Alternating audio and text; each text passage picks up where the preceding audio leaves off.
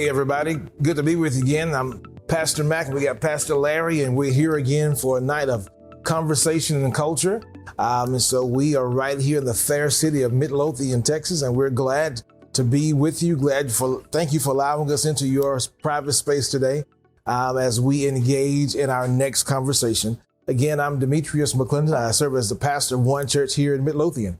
I'm Pastor Larry Atchley. I pastor Freedom Community Church. And Mac, it's good to be with you again, man. It's good to be with you. Good to see you. Yeah, you know, we've gone through COVID-19 and made it through this pandemic, and we're glad to get our conversation started again. We never stop talking, but we have not had the time to be with you guys. So we're so grateful to be back with you. We're going to have a very interesting conversation we're going to begin on tonight. This conversation is one that's straddling tables and fences all over the country. And so we're going to dive into this on tonight just to give a surface introduction of it, because this is going to be a part 1, part 2, part 3, part 4 conversation. So I'll let Larry, want to introduce it to us? Yeah, you know, this deviates a little bit from kind of where we were going to go within this conversation, but tonight, we'd like to just touch a little bit on critical race theory. And if you've had any time on social media or, just watching the news, especially in the last few days and the things that have been coming down the pipe in Texas legislation, you know that critical race theory is one of those hot button topics. And so it's one of those topics that have been kind of deemed as, you know, the new boogeyman, the thing that everybody wants to stay away from, especially, you know, when it comes to education right now. And everybody's talking about it and what it could or could not mean for education. And so we want to keep it out of education, but even when it comes to our churches, right? Yeah. We've had, you know, Southern Baptists who've come out and spoke against it. We've had other pastors who are preaching against it. And so Pastor Mac and I, you know, just wanted to have the conversation a little bit, and neither one of us claim to be experts on critical race. Oh yeah, not at all. Not at all. Yet what we have found out in the time that we have spent trying to study this is that there are so many nuances, so many extra tentacles that have been created from the original thought of what CRT is. Yeah, absolutely. And so you really have to have a lot of time on your hands to dive into all those different tentacles of what CRT is to different people. Yeah. So again, like Larry said, we're not claiming to be novice in this, claiming to be superior in thought when it comes to this. But as we've started our research, we see that there's so much more to this idea of critical race theory, more than what we have been introduced to in social media and some of the books that we've read. Yeah. There's a list of books that's out now that many are suggesting that you need to read these books to understand the struggle. Yeah. And we're not suggesting that you don't need to read the books. Because there's some information that you should learn by reading every book. Yeah. Yet what has hit home for us is getting back to the original thought. Yeah. Once we define the original thought, then we can now see which end or which tentacle do we really want to land on. Yeah, and I think that's one thing that I've learned too, is when you hear people talk about critical race theory, is that we are so quick just to set it aside. We are so quick to call it the next evil, right? Whether it is in the educational realm or it's in the church setting, and we will, you know, debunk it. And anybody who even wants to have a conversation sometimes about it or is for it is considered to be other, or considered to be on the other side, or and not only do we demonize the theory, but then we demonize anyone who wants to participate in walking down a path of learning more about the theory. Right. And so I think for us in this conversation today, we just want to encourage everyone that might be watching to say, for a time that you would sit down and set aside any of your preconceived thoughts about what critical race theory may be, or what you might understand it to be.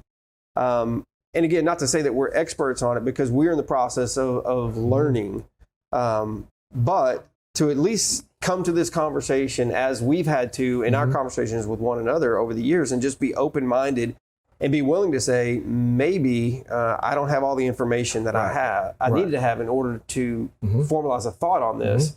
maybe as I've come to this conversation that I could be wrong. Right. Is that possible? It's possible. It is possible. And I think that too, that we really have to think about who are the voices, and we've talked about this, who are the voices that speak loudest to us. Right. Because when we talk about racism and equality and equity and all of those things, it's very easy for us to give ear to those who speak the language that we want to hear. Right. And so I think that we have to really challenge ourselves. And I say challenge ourselves, and I speak specifically I can only speak as a white male coming into this conversation.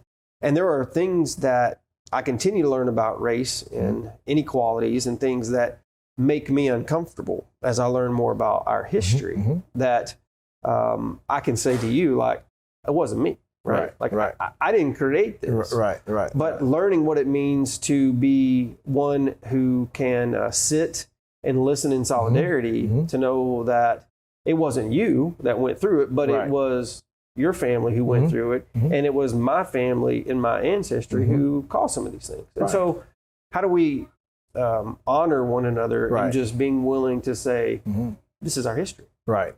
And I think, and I pray rather that the model that we have done over the years speaks volumes to what can be done in others' lives of sitting and just having these conversations. Because I often tell people that as much as you don't want to hear it, I don't want to say it. Right. You know, because it's hard and it's hurtful on both sides.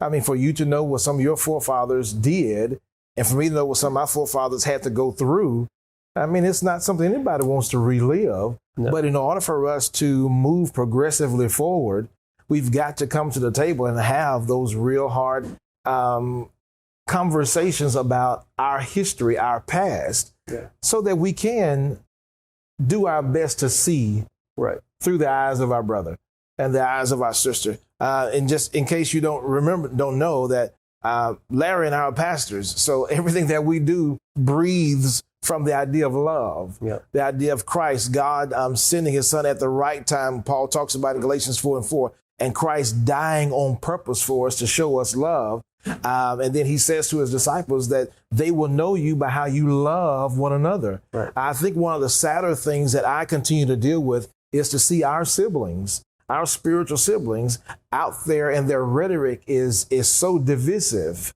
And we're so quick to spit on or cast down this theory.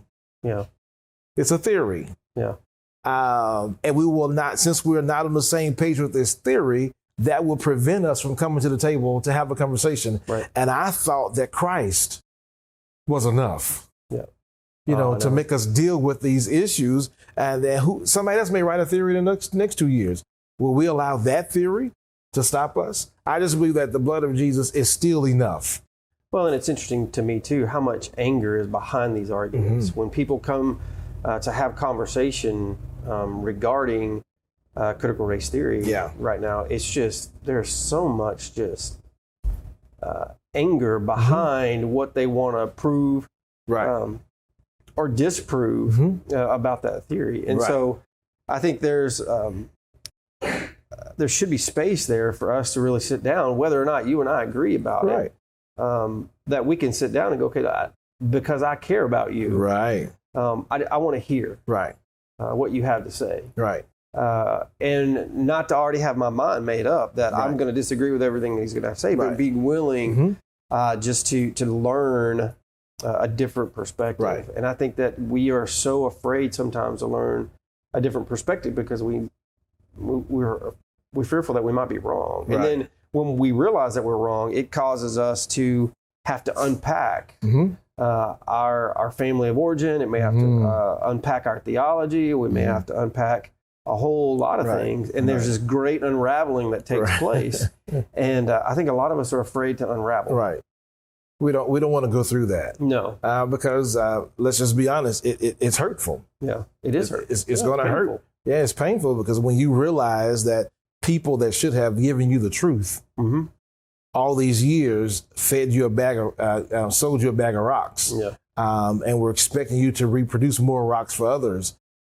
It's disappointing. Yet again, we thanks be unto God for Jesus Christ that we have His grace so that we can do what we need to do for our own hearts to get in position. Okay, let's just go ahead and bring closure to that and open up our hearts to get the truth, however the Lord wants to reveal it to us. Yeah. And so as we continue this conversation with regarding critical race theory, if you have a question or a statement, go ahead and go to the bottom of your screen and send that in to us, and we'll respond to you either in this session or the next session.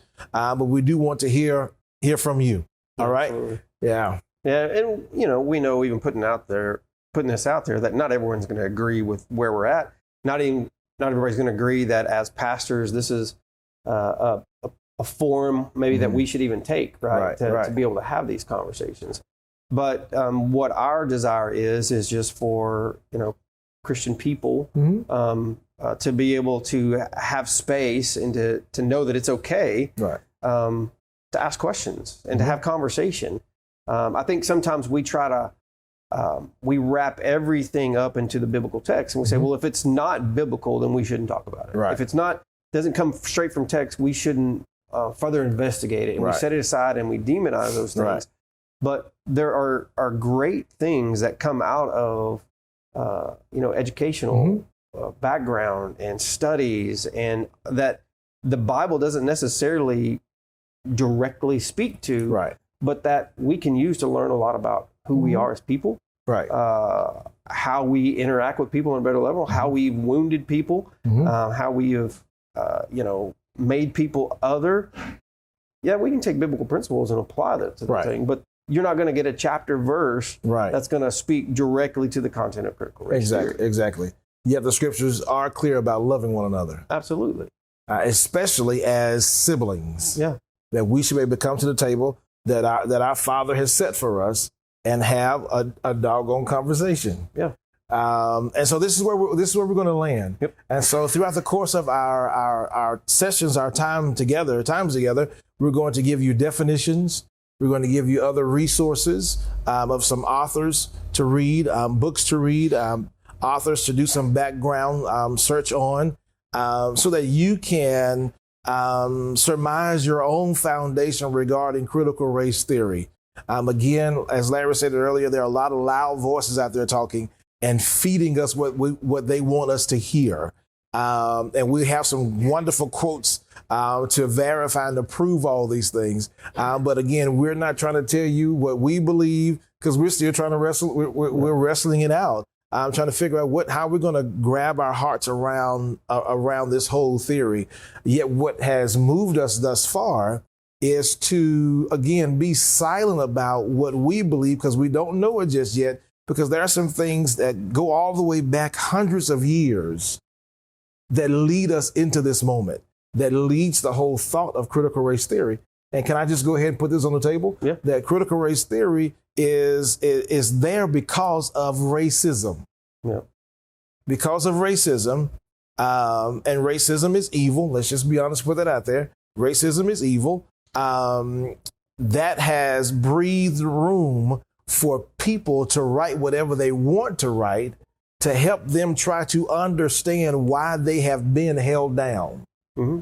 So you go from communism to Marxism to socialism. And so now you have critical race theory. Everybody's trying to figure out, why was I oppressed? Marxism, the Jews are trying to figure out, why were they so oppressed by the Germans? So everyone's trying to figure it out. And so it takes us all the way back in American history to figure out why is racism so prevalent. Yeah. And then we have the CRT, definitions for CRT, that did not come about until the late 1980s, 88, 89, right? So that CRT is more of a modern movement, but now we have some progressive tentacles to it. Yeah. I think it's safe to say that. You think? Yeah, I would agree. Yeah, so it's taken its own transformational process, I would say, throughout history. So when you look at Derek Bell, who is kind of considered one of the founders of CRT, his intentions for CRT, I think if he was alive today and he would look at some of the definitions that are out there, CRT, I think that he would say, that's not what I intended with CRT. Right. That was not my vision for where you go. Because, when Derek Bell is, he's I think Korean War veteran. Right. He's coming out of that. He goes to law school. Uh-huh. I think he's the first tenured black person at Harvard. Right. Right. And so he's doing law after the schools are integrated. He's doing law and he's trying to help legal cases in the South. But he realizes that, man, I'm not so sure that these laws that we've made to integrate schools and do away with the segregation is really going to hold. And so he's like, why would this be? Right. Why are we here? And he takes a look at that with his law degree, and he's beginning to look back, and he's going, well, how do laws and how does law or law institutes impact and continue to further white supremacy in our country? Right. And so he's using, the knowledge that he gains from all of his studies to look back into history to go, how did we get here? Right. And what does this look like moving forward? So that's interesting.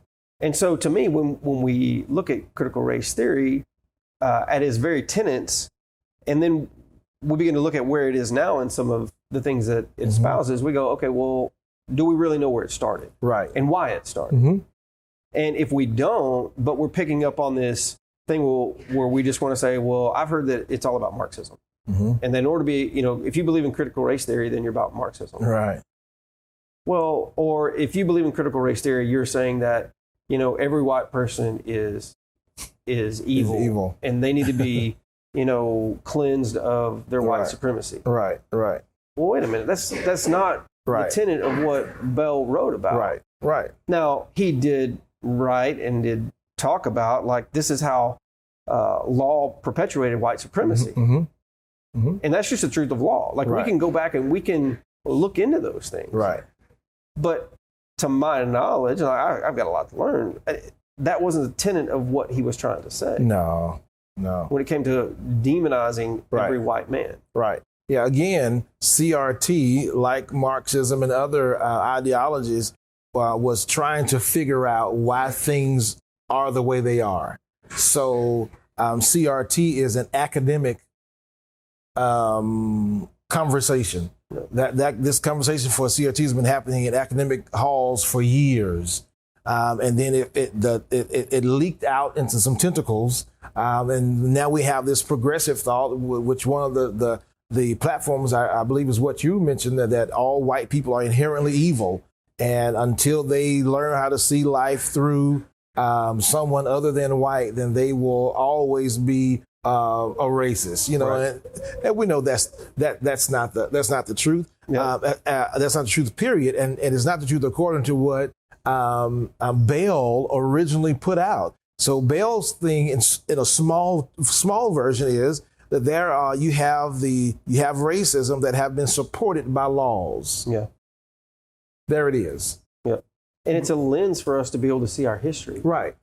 And because he was in law, he began to notice these things and these patterns that were happening as he was, working and dealing with individuals coming out of the, desegregation of school. Right.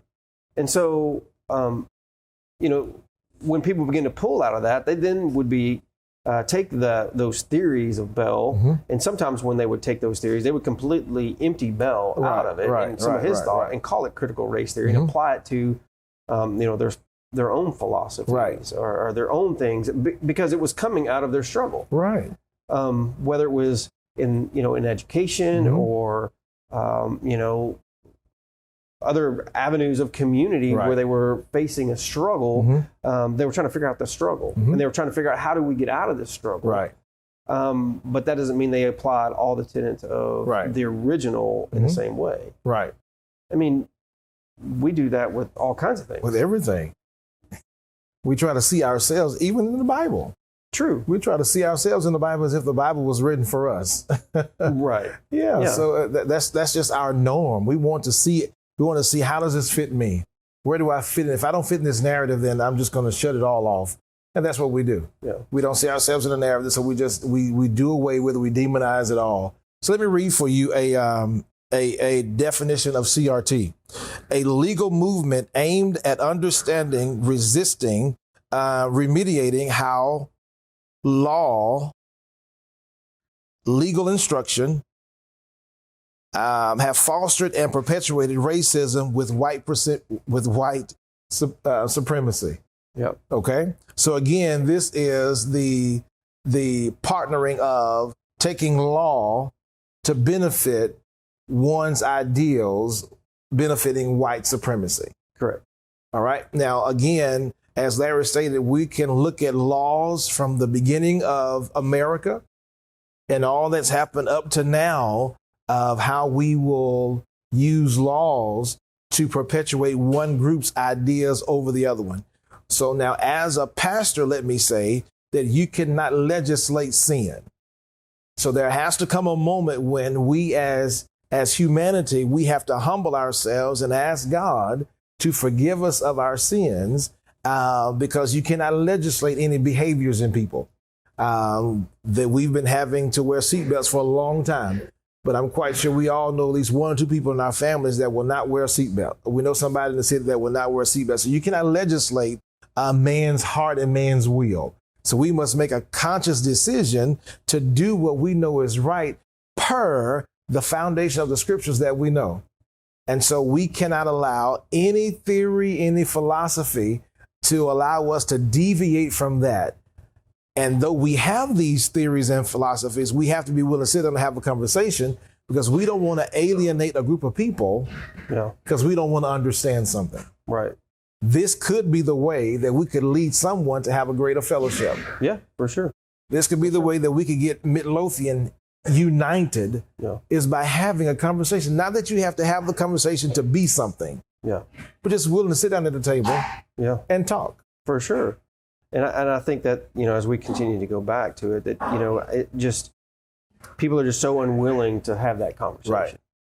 Right. They're so unwilling to kind of sit down and just be across the table from one another. Right.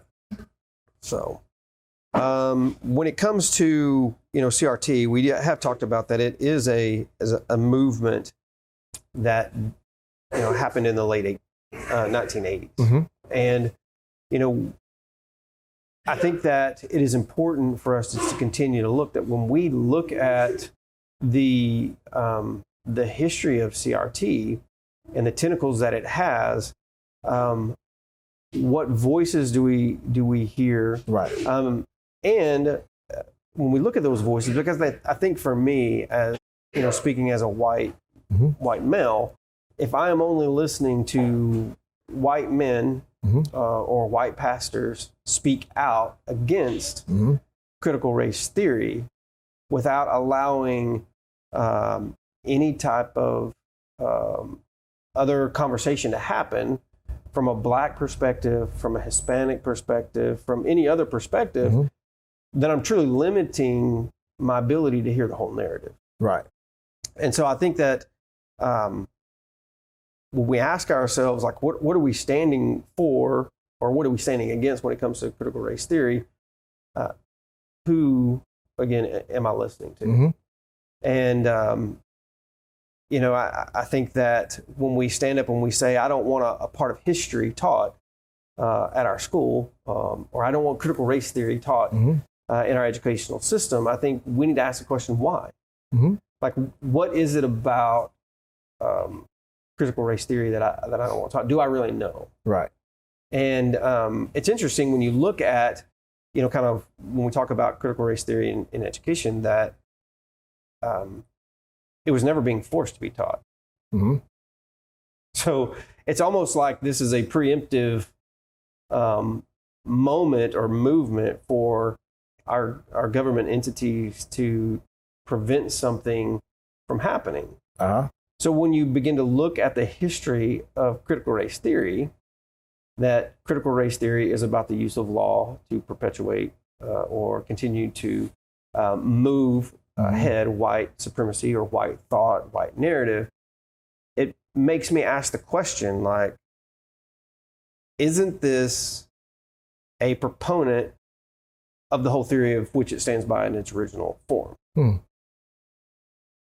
I could be wrong on that, but it makes me ask the question. So why do we feel the need, really, to put something into law to prevent us from understanding potentially a deeper clarity on our history if we truly are under the guise of what critical race theory was intended to be? Right. And so it just kind of makes me ask that question. Right. Like, why do we feel the need to do that? What are we afraid of knowing? Right. What are we afraid of understanding? Right. Because one of the things that the terms in that I, kind of keep hearing come up is the idea of organized forgetting, right? So organized forgetting is the idea that there are things within our history that are put before us that we want to make sure are remembered. Right. But then there are things within our history that we put kind of behind the wayside, or that we leave out of our textbooks and our history books that we don't want to remember. Right. In order that we would push a certain particular narrative. Right. Yeah. And so if we just take this critical race theory, for instance, and some of the history that goes into that, when you go all the way back and you're talking about American history, that there are things that, I'm in my 40s that were not mentioned in my history books, coming through high school or even in college, for that matter.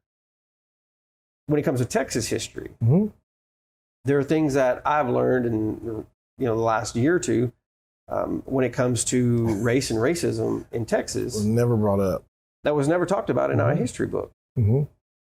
Well, at some point along the line, someone had to make a decision about what was left in and what was pulled out. And so organized forgetting is that whole idea that what are we trying to accomplish when we talk about history? Right. What's the narrative that we want to push? Right. And I think with critical race theory, they're trying to go deep and go, let's talk about our whole history and how we got here. Doesn't mean they get it all right, but it's a lens for us to be able to have other and further conversations and to stand up against white supremacy and to push back on it. Right. And so we would not dare say that everybody is racist or that all black people are racist, all white people are racist. That's not the case. But there are some things that have transpired in our history that were clearly racist and biased towards one group of people than the other.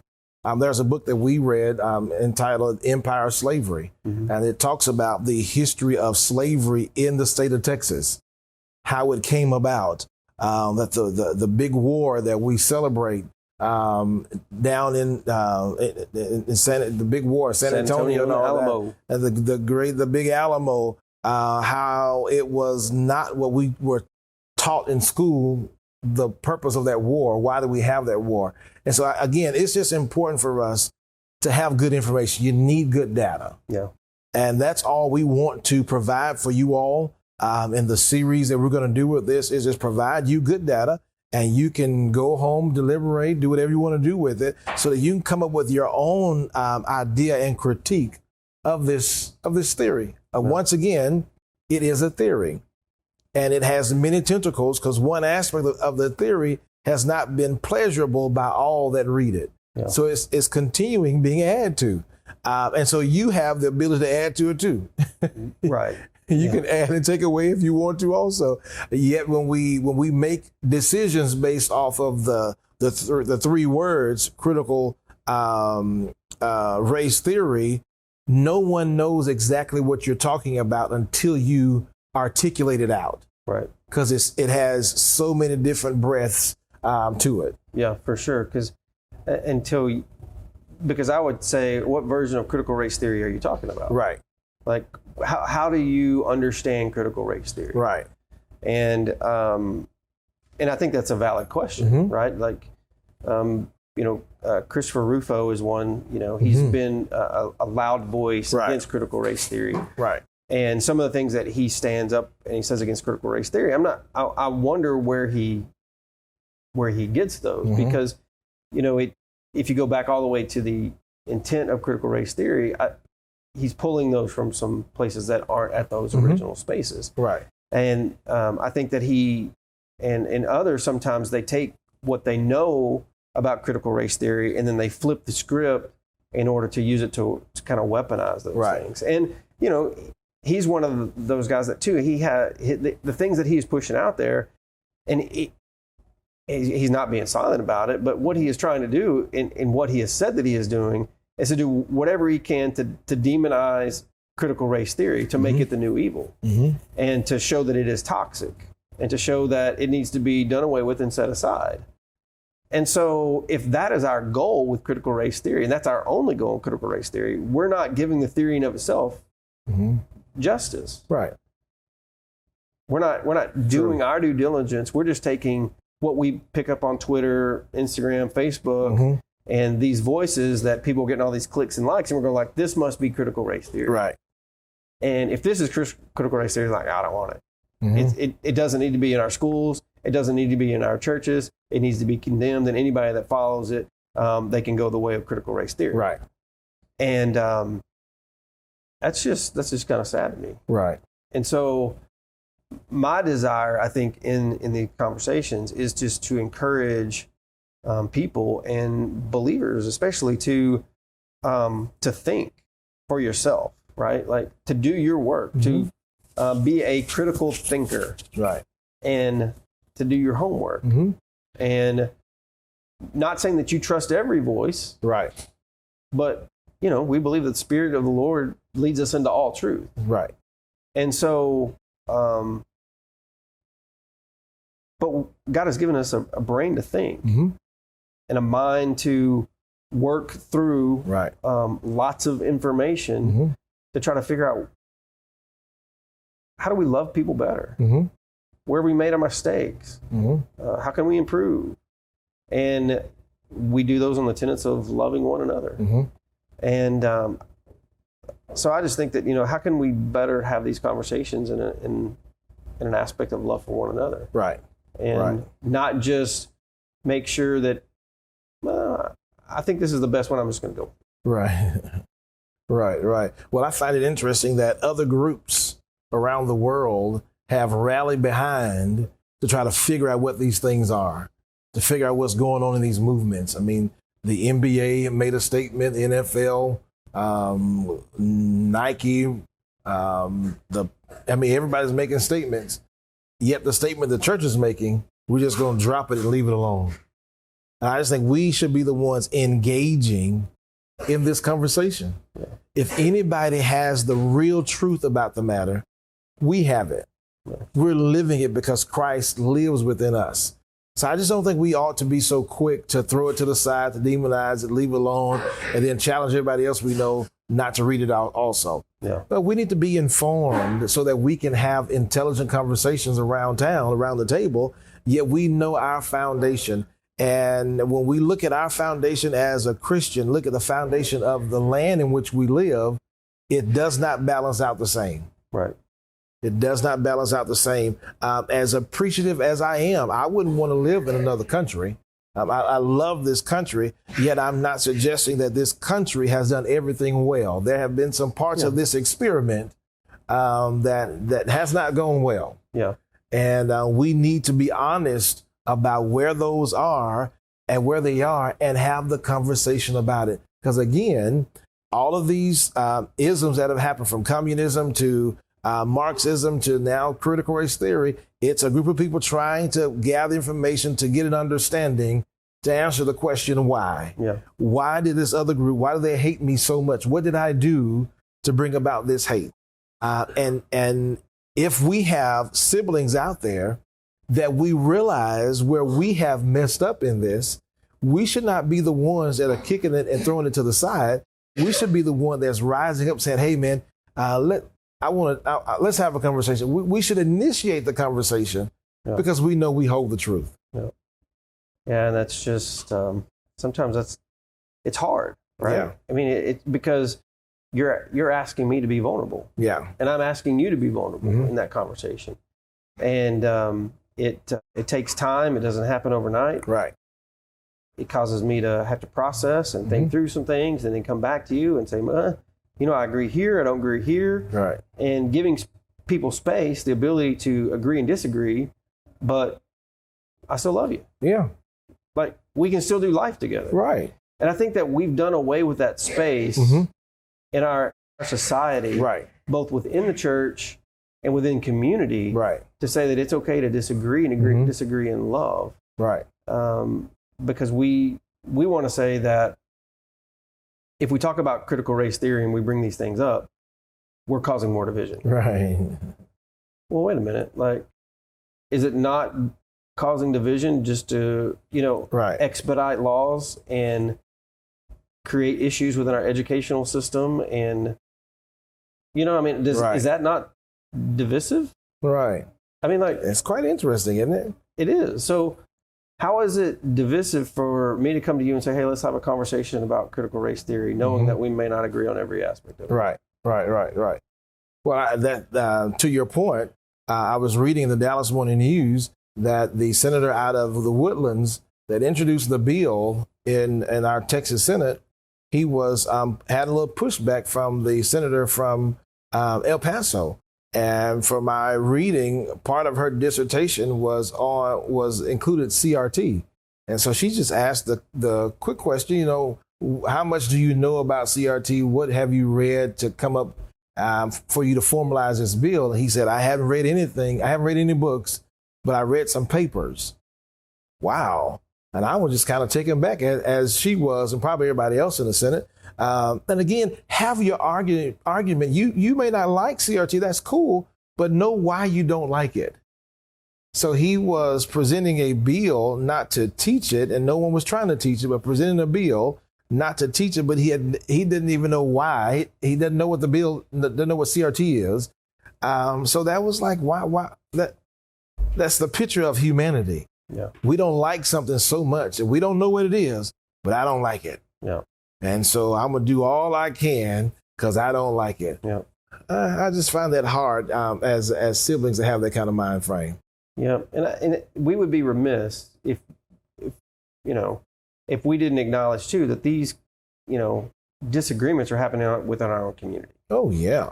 Because, even in, just like, what was it, last year, we had that conversation, is there racism in Midlothian? We asked that question. And, we had panel discussion to talk about our history and talk about things that are going on right now within our Midlothian culture as it changes in regards to racism and those kind of things. And so it's no different when we talk about critical race theory, that there are those in our community who adamantly oppose it, don't want to see it in our educational system, and, will stand at school board meetings and, denounce those things. And I'm thankful for the other side too, who will stand up, but we can have those conversations, but let's make sure that when we're having those conversations, we're talking about from the best perspective of the theory and not pushing that towards individuals. Right. And because I think sometimes we use the individual as a kind of a scapegoat to push our theory, to try to do away with something. And the individuals that are, in our school districts or in our churches doing their jobs and doing their best to lead are the ones that are, that they're really after. They're really trying to push to the side or things that they don't agree with. And so, let's have conversations about what we know to the best of our ability and how can we educate ourselves more when it comes to these things, so that if we're going to stand up at a school board meeting, or if we're going to stand up in another community setting for or against something, that we can stand up in love to talk about what we know and not to try to demonize individuals for their stance on that same topic. Right. So I agree. Well, we pray and we hope that our conversation has been appealing and causing all of us to ask ourselves questions and pushing us to do our own research so that we will know why we believe what we say we believe especially regarding this critical race theory.